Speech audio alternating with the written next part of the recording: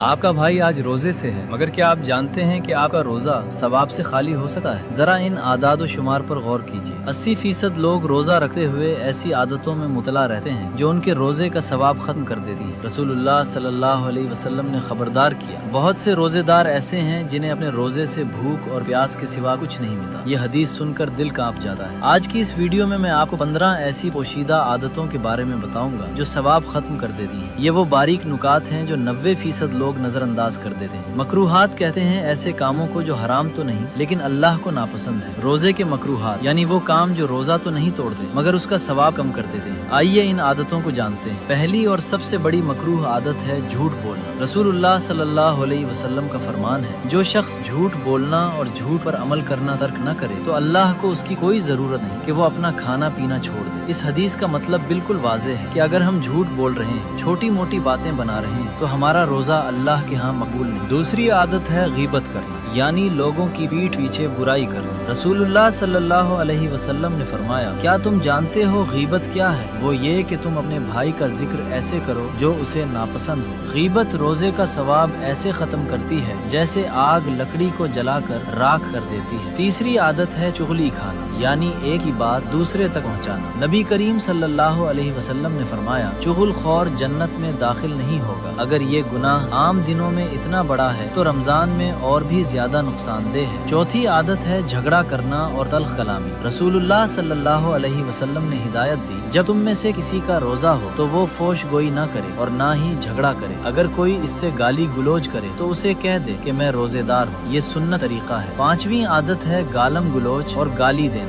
आप सल्लल्लाहु अलैहि वसल्लम ने फरमाया, रोजा ढाल है, जब तुम में से कोई रोजे से हो तो वो बेहुदा बात न करे और ना ही जहालत का काम करे। छठी आदत है गुस्सा करना। आप सल्लल्लाहु अलैहि वसल्लम का फरमान है, ताकतवर वो नहीं जो कश्ती लड़ जीत ले, बल्कि ताकतवर वो है जो गुस्से के वक्त अपने आप पर काबू पा ले। जब गुस्सा आए तो आऊज़ु बिल्लाह पढ़ें और वुजू करें। सातवीं आदत है खाना पकाते वक्त जायका चखना। उलमा का कहना है कि बिला जरूरत खाना चखना मकरूह है और सवाब कम होता है। हाँ, अगर कोई मजबूरी हो तो जबान की नोक से चख लेने की गुंजाइश है। आठवीं आदत है मिसवाक या ब्रश करते वक्त ज्यादती। बहुत ज्यादा टूथपेस्ट ना लगाएं। कुली करते वक्त पानी हलक से नीचे न जाने दें। अगर जायका हलक में महसूस हो तो इससे भी सवाब कम होता है। नवीं आदत है मुंह में थूक जमा करके निगलना। फुकहा फरमाते हैं कि मुंह में थूक इकट्ठा करके निगलना रोजा में मकरूह है, अलबत्ता आम थूक निगलने में कोई हरज नहीं। 10वीं आदत है कुल्ली और नाक में पानी डालने में मुबालगा करना। रोजादार को चाहिए कि वुजू में कुल्ली और नाक साफ करते हुए मुबालगा न करे कि कहीं पानी हलक में ना उतर जाए। 11वीं आदत है बोसो किनार में हद से ज्यादती। हजरत आयशा रजी अल्लाह अन्हा फरमाती हैं कि रसूलुल्लाह सल्लल्लाहु अलैहि वसल्लम रोजे की हालत में बोसा लेते थे और आप अपनी शहवत पर सबसे ज्यादा काबू रखने वाले थे। अगर शहवत पर काबू ना हो तो बोसो किनार से बचना चाहिए। 12वीं आदत है फजूल बातें और वक्त जाया करना। रमजान इबादत का महीना है, माह कुरान है, लेकिन हम इस माह को मोबाइल पर स्क्रोलिंग और बेकार की वीडियोस में गुजार देते हैं। याद रखें, रमजान के